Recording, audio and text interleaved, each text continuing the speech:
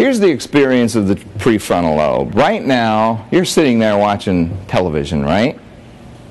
And you're aware that you're aware of the television. That's the prefrontal lobe. That's the part of you that sees yourself. It's the part that animals don't have. We're the only mammals on the earth that have this, other than maybe some dolphins. Other animals can be very smart, be very aware, they can, but they're not aware that they're aware that I'm aware of.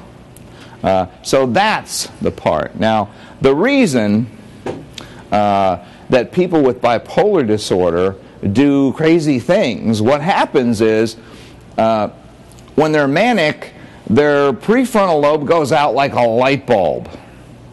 And their cognitive area speeds up 6 or 7 times normal.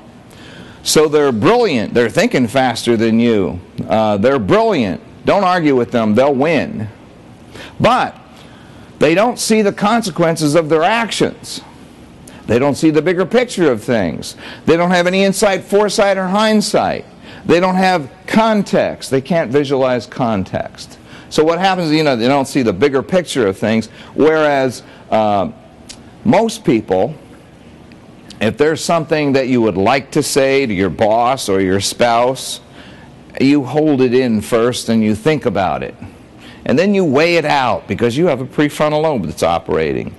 And a lot of times you'll say, well, I could say this because I'm really mad, but I have to think of the relationship because your prefrontal lobe is online. With bipolar disorder, when a person's manic, there's no prefrontal lobe. Their brain is directly connected to their tongue. So whatever they're thinking is going to roll off the tip of their tongue. Now, I'm sure you've thought some pretty nasty things about people, but you would never say those things to them. If you're manic, you're going to say them. And you can't help it. See, that's the thing. It's almost like a temporary Tourette's. That's 50% of the problem in relationships. The other 50% of the problem is that the person they're doing this to usually takes it personally. Now, what do we mean by taking it personally? Bill Cosby talks about this, and I'm going to adapt what he said a little bit, but essentially, he's talking about when you're young, you take everything personally. When you're older, you don't take it so personally. Here's what he says. When you're 16 years old, you walk out on your porch. Another 16-year-old walks by and says to you, "Hey, you're really ugly." What do? You jump off the porch and you chase them down the street. Why do you do this? You're putting your life in danger. You might have a gun or a knife. And why do you do this? Because you took it personally. Now, when you're 70 years old, you walk out on your porch. 16-year-old walks by and says, "Hey, you're really ugly." What do you do then? You look at him and you say, "What's the matter, son? Are you having a bad day?" Because it's not about you when you're 70. You don't know that when you're 16 because you think everything is about you when you're 16. Now, I had experience taking it personally. I was very frustrated one morning trying to get paid from a managed care company, and I was on hold for 45 minutes. Do you realize how many evil things you can think of in 45 minutes? And then this nice lady answers the phone. I thought it would be a nasty lady and I could purge my feelings, but it was a nice lady. So by this time it's lunch, and I'm upset and frustrated. When I get upset and frustrated, I like to eat. And here in Reading, Pennsylvania, there used to be this place called Chubby's Hoagie Shop. So I headed for Chubby's. Went across the bridge and I got the biggest hoagie I could find with the hard roll on it. I got it in the car and it's smelling good. Getting ready to go back across the bridge, and this guy cuts me off and then he gives me the finger. That did it. I had an adrenal surge. An adrenal surge lasts 12 to 20 minutes. It gives you 2 or 3 times your normal strength. It burns up all the sucrose in your veins and all the lactose in your muscles. We call it road rage. I followed him across that bridge 2 inches from his bumper. And I was relentless. He got scared. He tapped his brakes a couple times. I could tell he was scared because his long hair kept bouncing up and down as he went and looked in the rearview mirror. And that made me happy. And then, about halfway across the bridge, my higher self, or my prefrontal lobe, starts reminding me of the bigger picture of this.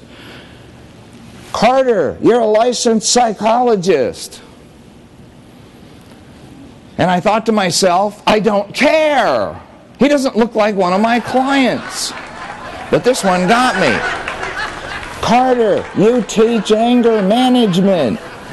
Okay. You know, so I pried my foot off the gas pedal. When I get to my office, I'm wiped out. And I flopped in my therapist's chair there, and my prefrontal lobe starts trickling back in. And I had an insight, and it was this. There wasn't anything personal about that.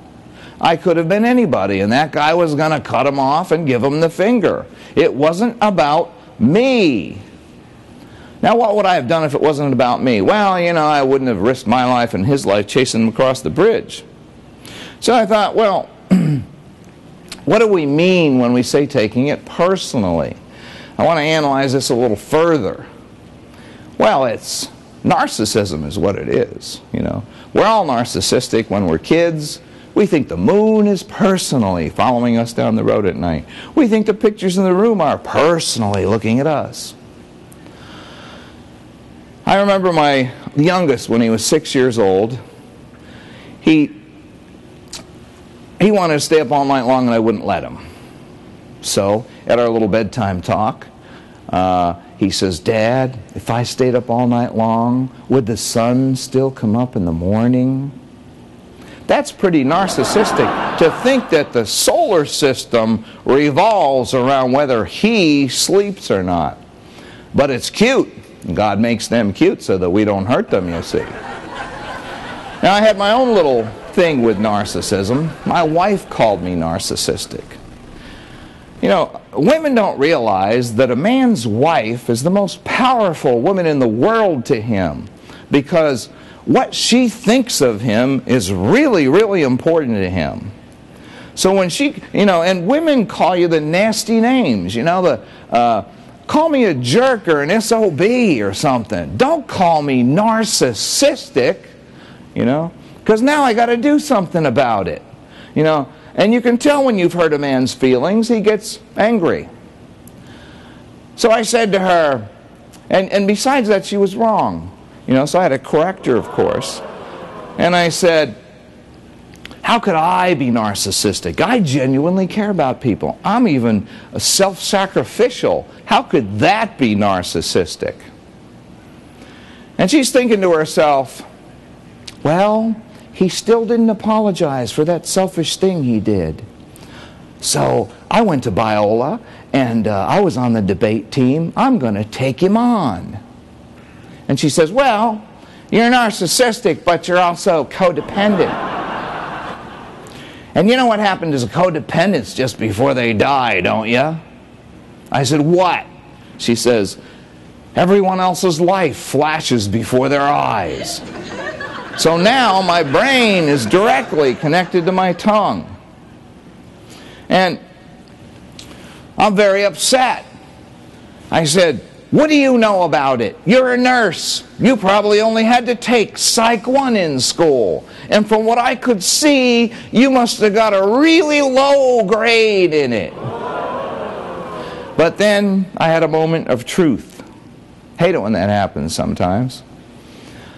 I came home the next week, and I look in and see what kind of a mood my wife was in, because that's going to tell me how the night's going to go, which is a very codependent thing to do, by the way. So I go in the room, and obviously she's in a bad mood. And I thought to myself, I don't feel like putting up with this tonight.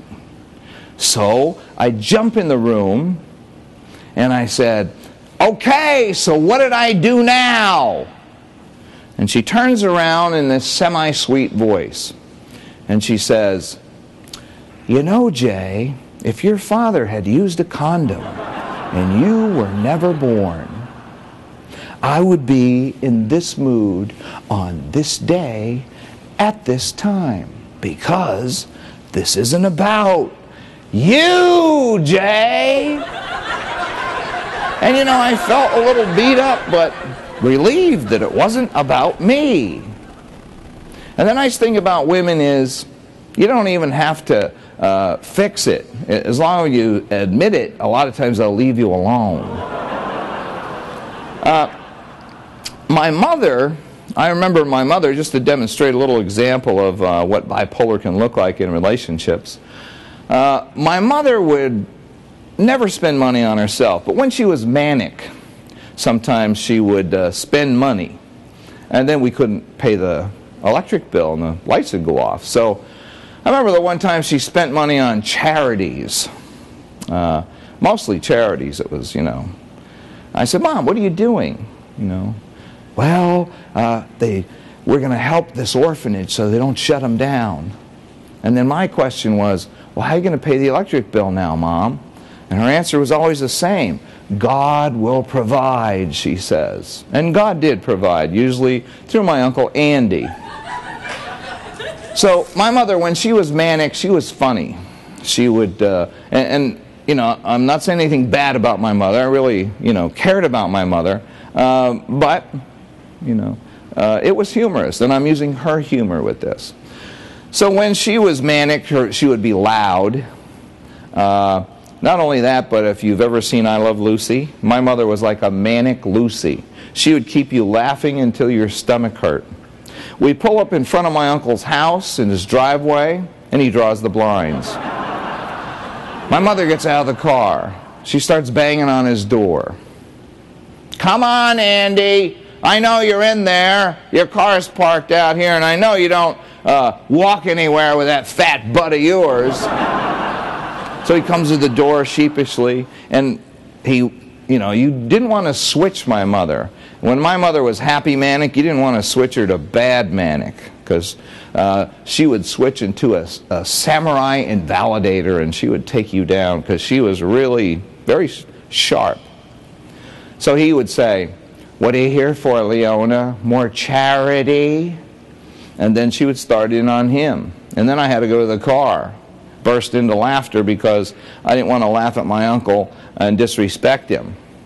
Eventually he would take her down all the way, and then she would take him down. And she would,